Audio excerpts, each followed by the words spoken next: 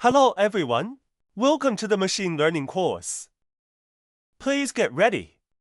We are about to officially start our class, and I hope you all can gain something.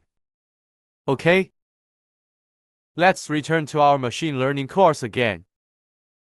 Today, we will learn about the a priori algorithm in association rule mining. This is a part of today's course content. The a priori algorithm is a foundational model for association rules.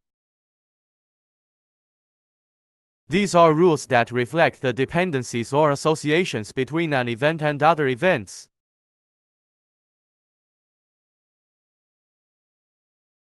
By definition, association rules are rules where both support and confidence meet user set thresholds. The process of discovering association rules using the a priori algorithm consists of two primary steps. First, we find all frequent item sets. These are groups of items that appear together frequently in the dataset, and they meet a minimum support threshold that we've defined. Second, from these frequent item sets, we generate rules. But not just any rules, we're interested in rules that meet a minimum confidence threshold. In other words, we want rules that we can trust to reliably predict the relationship between items.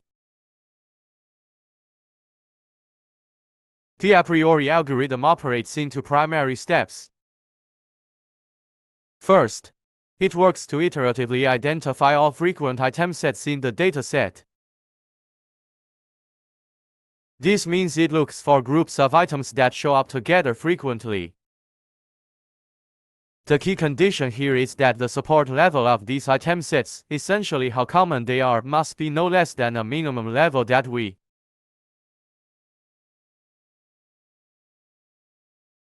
as users, have predefined. Once that's done, we move to the second step.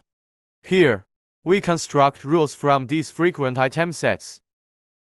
However, we're not interested in just any rules. We specifically want rules that have a level of confidence or reliability that is no lower than a minimum threshold set by the user.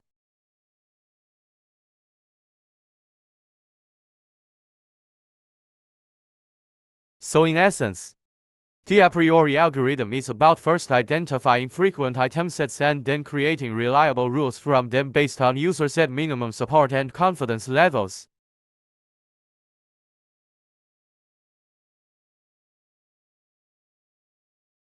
Here, let's use an example to explain the principle of the a priori algorithm more vividly. Take a look at a transaction table with 4 transactional data. When we apply the a priori algorithm, the first step is to set the minimum confidence and minimum support. In this example, both are set to 50%. Then, we scan the transaction table based on the minimum support threshold to obtain the records of frequent item sets. Here, we obtain 4 frequent item sets. In practical applications, we are not interested in frequent item sets of size 1 as much as we are interested in item sets with more than 2 items. Here, we focus on the frequent item set A, C. By calculation, we easily determine that the support for the rule A implies C is 50% and the confidence is 66.6%.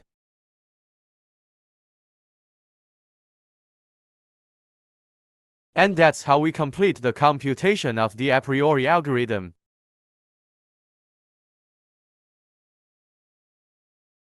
A frequent set is a collection of items that meets a certain minimum level of support. This means these items show up together frequently enough in the dataset to be significant. There are 2 key points to remember about these frequent sets. First, any subset of a frequent set must also be a frequent set. This is a property that significantly helps in reducing the computational complexity of the a priori algorithm. For instance, if AB is a frequent set, then the subsets A and B must also be frequent sets. Second, we typically find frequent sets recursively. Starting from single item sets, 1 frequent sets, then pairs, the 2 frequent sets, and so on up to k frequent sets. Once we've identified these frequent sets, we use them to generate association rules. These rules tell us about the relationships and dependencies between different items in our dataset. This method revolves around the a priori pruning principle,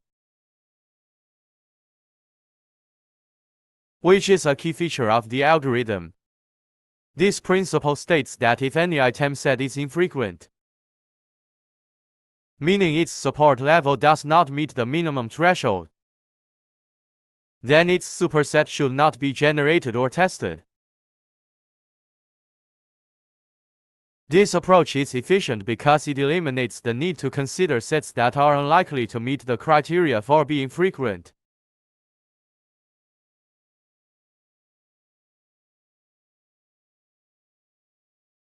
How do we use this principle in practice? We generate candidate sets of k plus 1 items from the frequent k item sets that we've already identified.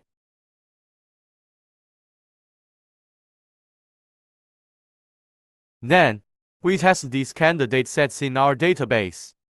If they meet our minimum support threshold, they're deemed frequent and used for rule generation. So, the core idea here is the efficient generation and testing of candidate sets using the a priori pruning principle.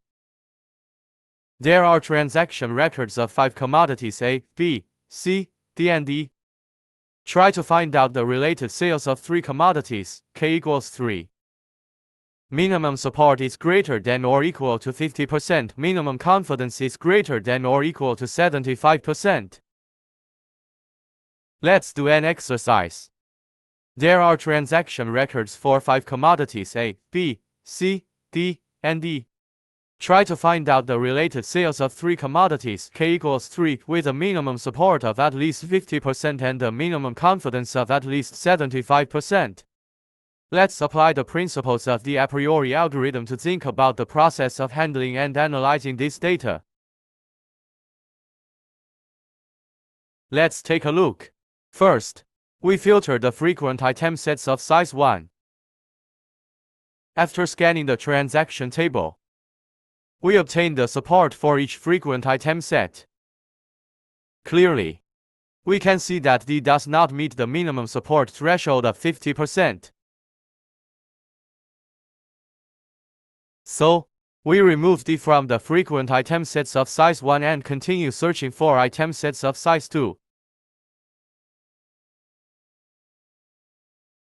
When generating the frequent item sets of size 2, we perform a join operation on the frequent item sets of size 1 and the frequent item sets of size 1. This means we perform a database join operation to generate a deduplicated set and scan the transaction table to obtain the corresponding support. We then filter the item sets based on the minimum support threshold and obtain the frequent item sets of size 2. Continuing with this process, when generating the frequent item sets of size 3, we perform a join operation on the frequent item sets of size 2 and the frequent item sets of size 1. This means we perform a database join operation to generate a deduplicated set and scan the transaction table to obtain the corresponding support. As we proceed further, we find that there are no item sets that satisfy the requirements for the frequent item sets of size 4. Therefore, we conclude the scanning process. This aligns with what we mentioned earlier, that if an item set is not frequent, then none of its supersets will be frequent as well. So far, we have obtained the desired item sets based on the minimum support threshold. Our next step is to further filter the frequent item sets based on the minimum confidence. According to the confidence calculation formula, we can calculate the confidence of the rules using the item set support we calculated earlier from the previous pages of the presentation. For example, we can easily calculate the confidence of the rule from open curly brace B, C, B close curly brace to open curly brace B, C close curly brace, and the rule from open curly brace B, C, B close curly brace to open curly brace C, B close curly brace to be greater than 70%. Therefore, we can say that these two rules are strong rules. To sum up, let us review how the a priori algorithm works. The first thing we do is scan through our entire transaction database to create what's known as the C1 set, which is just a fancy name for a group of candidate 1 item sets. Next, based on the minimum support we have set, we generate a set called L1. This set is composed of frequent 1 item sets,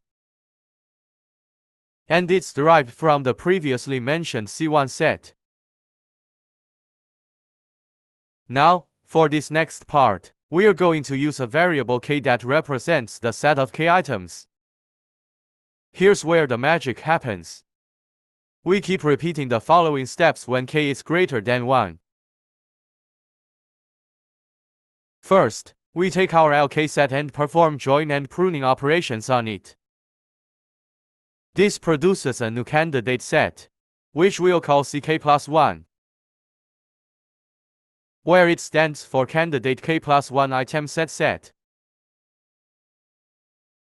After that, similar to what we did earlier, we generate a set LK plus 1 from CK plus 1 based on the minimum support. This new set is our frequent k plus 1 item set group. If our LK plus 1 set isn't empty, we increase k by 1 and loop back to the join and pruning step. However, if LK plus 1 is empty, we move forward to the final step. And that final step is generating strong association rules from our frequent item sets. Based on the minimum confidence we have set. When this is done, we've reached the end of the algorithm. Here's a homework assignment for you to practice after the class. We have a transaction table, and I want you to use the a priori algorithm we just learned to discover strong rules. Feel free to explore and experiment with different values for the minimum confidence and minimum support thresholds to see what results you can obtain.